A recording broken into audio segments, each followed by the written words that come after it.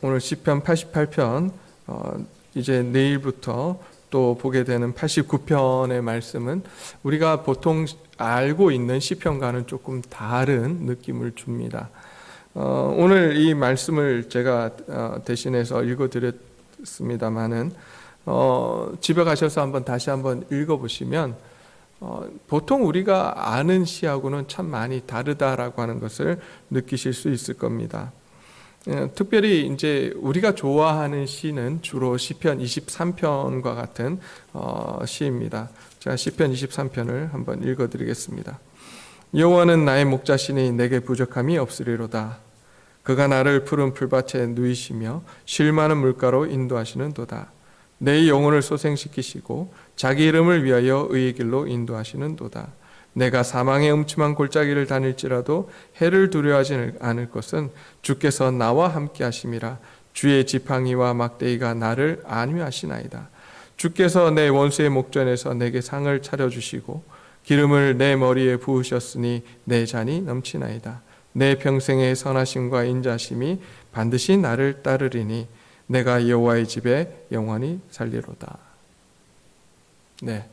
이 시편의 느낌과 오늘 88편의 느낌은 사뭇 다릅니다. 무엇이 다른지 느껴지십니까?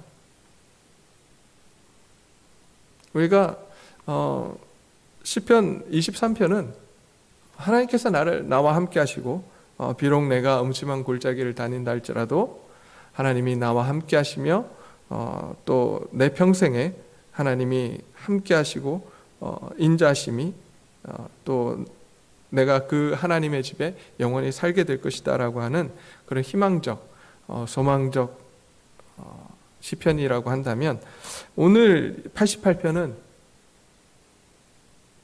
굉장히 어두운 것을 보게 됩니다. 절망적 시편이라고 보게 되는 거죠.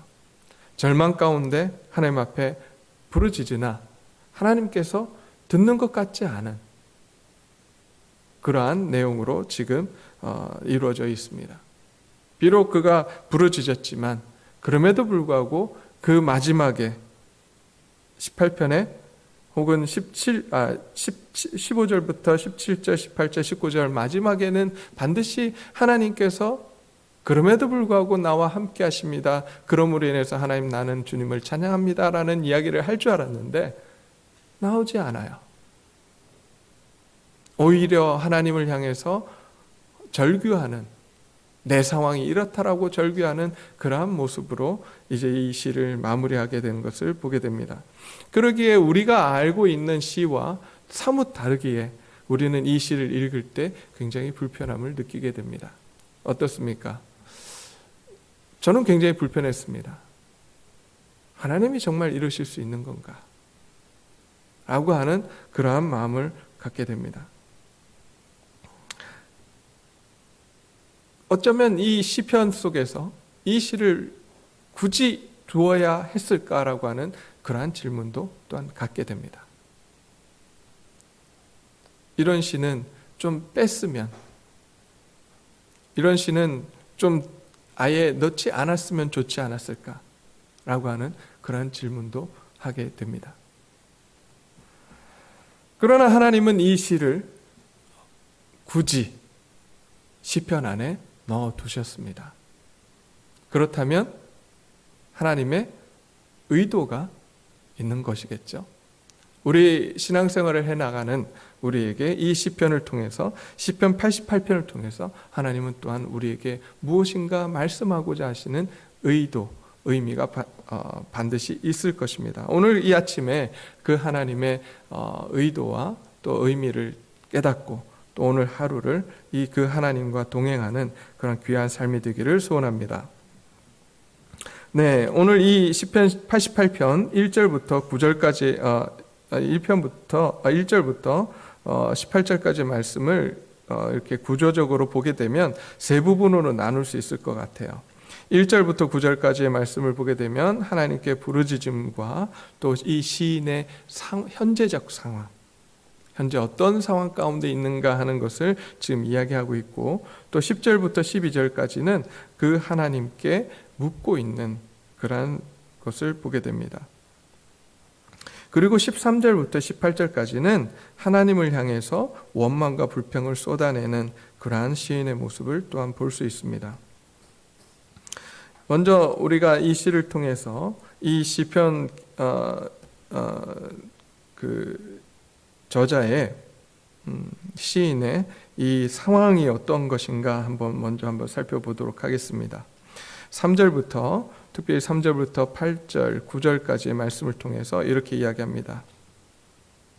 물은 나의 영혼에는 재난이 가득하며 나의 생명은 수월에 가까웠사오니 나는 무덤에 내려가는 자같이 인정되고 힘없는 용사와 같으며 죽은 자 중에 던져진 바 되었으며 죽임을 당하여 무릇 무덤에 누운 자 같으니이다. 주께서 그들을 다시 기억하지 아니하시니 그들은 주의 손에서 끊어진 자니이다. 라고 지금 이야기합니다.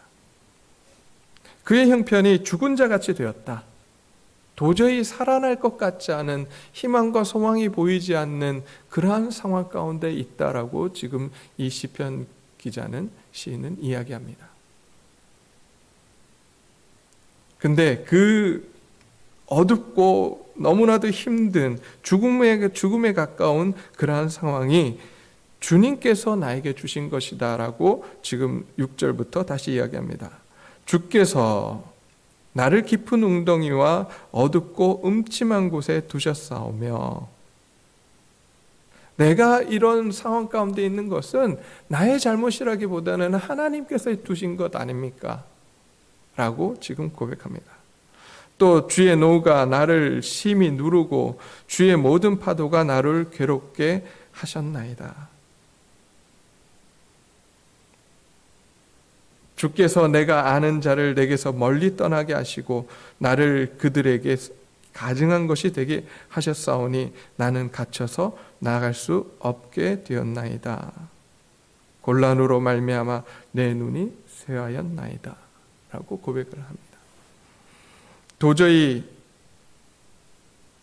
어디로 가야 할지 사방이 꽉 막힌 것 같은 그러한 상황 가운데 있다라고 지금 고백을 하고 있습니다. 그러나 그는 다시 한번 하나님 앞에 부르짖는다고 합니다. 여호와여, 내가 매일 주를 부르며 주를 향하여 두 손을 들었나이다.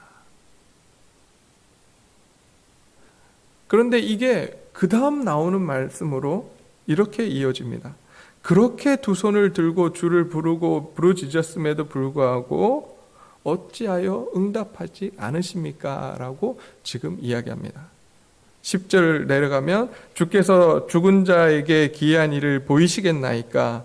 유령들이 일어나 주를 찬송하리이까? 주의 인자하심을 무덤에서 주의 성실하심을 멸망 중에서 선포할 수 있으리이까? 흑암 중에서 주의 기적과 이즘의 땅에서 주의 공의를 알 수 있으리이까? 없다는 거예요. 지금 상황을 보니 내가 그렇게 하나님 앞에 부르짖었음에도 불구하고 매일 주를 향하여 내 두 손을 들고 기도했음에도 불구하고 어찌 하나님은 응답하지 않고 계십니까? 라고 지금 이야기를 합니다. 다시 한번 13절 내려가서 이렇게 이야기합니다. 여호와여, 오직 내가 주께 부르짖었사오니 아침에 나의 기도가 주 앞에 이르리이다. 그럴 줄 알았습니다. 그런데 14절부터 다시 18절까지 여호와여, 어찌하여 나의 영혼을 버리시며 어찌하여 주의 얼굴을 내게서 숨기십니까? 내가 어릴 적부터 고난을 당하여 죽게 되었사오며 주께서 두렵게 하실 때에 당황하였나이다. 주의 진노가 내게 넘치고 주의 두려움이 나를 끊었나이다. 이런 일이 앞에서 지금 이야기한 그런 일들이 물같이 종일 나를 애우며 함께 나를 둘러쌌나이다. 거기서 그치지 않습니다. 주는 내게서 사랑하는 자와 친구를 멀리 떠나게 하시며 내가 아는 자를 흑암에 두셨습니다. 어두워요.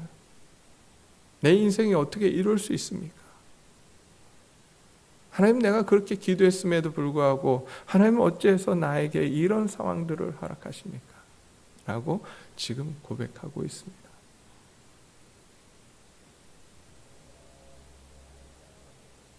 여기 계신 분들 모두가, 저와 여기 계신 분, 우리 성도님들 모두가 아마 이런 어둠의 골짜기를 다 통과해 오셨으리라 믿습니다. 어쩌면 앞으로 이런 상황들이 펼쳐질지도 모르겠습니다. 없으면 좋겠지만 이런 상황들이 있을 수 있습니다. 근데 하나님께서 이 시편을 여기다 두신 이유는 뭐냐면, 그럼에도 불구하고 이런 하나님 앞에 나와서 원망하고 불평하며 따지는 듯한 이러한 시인을 하나님께서 어떻게 하신다고요? 받아주신다는 거예요. 다르게 이야기하면 이 시인이 하나님 앞에서 이렇게 했던 것처럼 너희가 그런 고난과 어둠 속에 있을 때 가면을 쓰고 하나님 나는 괜찮습니다, 나는 주님만 의지하니 괜찮습니다 라고 하는 것이 아니라, 내가 가지고 있는 그 울분과 내가 가지고 있는 그 원망과 그 아픔들을 하나님 앞에 쏟아내라고 하는 것입니다.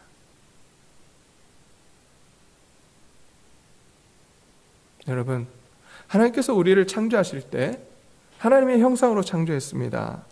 그 하나님의 형상을 이야기할 때 우리가 세 가지를 이야기합니다. 첫째, 지, 둘째, 지혜, 둘째, 정, 감정, 셋째,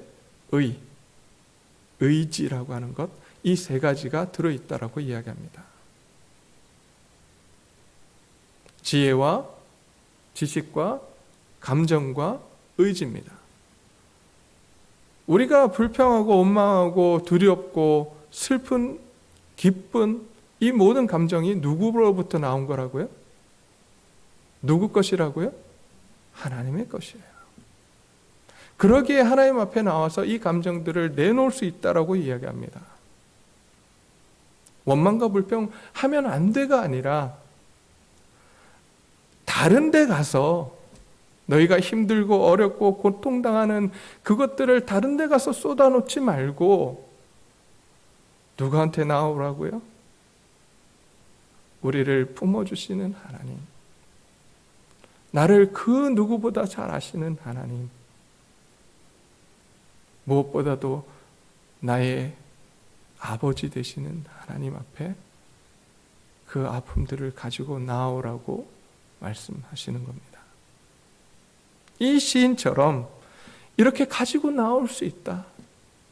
그러니 묻어두고 쌓아두고 살지 말고 나에게 나와 너의 형편을, 너의 아픔을 이야기하지 않으련 이라고 오늘 우리에게 말씀하십니다.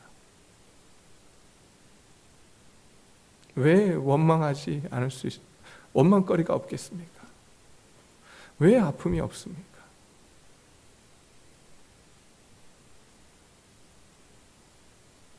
하나님, 내 자녀를 왜 이렇게 하셨습니까?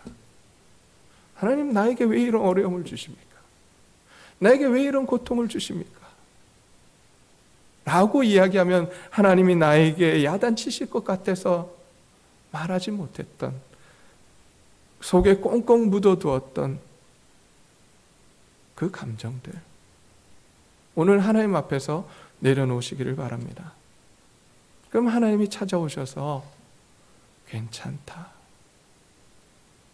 괜찮다, 네가 얼마나 힘들면 나에게 이렇게 하니? 안다, 내가 다 안다. 그러니 이제 나에게 와서 내가 주는 그 평안을 받으렴. 우리가 우리의 그 감정들을 쏟아내고 나면 하나님께서 이제 하나님이 주시는 평안과 안식과 기쁨으로 우리를 다시 채워주실 거예요. 오늘 이 아침 그 하나님 앞에 나아가기를 소원합니다. 그 하나님 앞에 나아가 우리가 가지고 있는 것들을 솔직하게, 아이처럼, 아이들은 그렇잖아요. 조그만 일이 있어도 아버지 앞에, 부모한테 와서 원망하고 불평하고 자기네 감정들을 온전히 표현하잖아요. 왜 우리는 못합니까? 육신의 부모보다 우리를 더 사랑하시는 하나님 아버지가 지금 오늘 이 순간 우리와 함께 하시는데 그 하나님 앞에 나아가기를 소원합니다. 지금 팔을 벌려서 우리를 안아주고자 하시는 그 하나님 앞에 우리의 체면과 우리의 모든 것들을 내려놓고 그 하나님 앞에 나아가는 오늘 이 아침이 되기를 소원합니다. 그래서 하나님이 주시는 평안과 안식을 얻고 오늘 하루를 힘차게 살아가는 저와 여러분들이 되시기를 소원합니다. 이 시간 자유롭게 기도하시다가 자유롭게 돌아가시기를 바랍니다.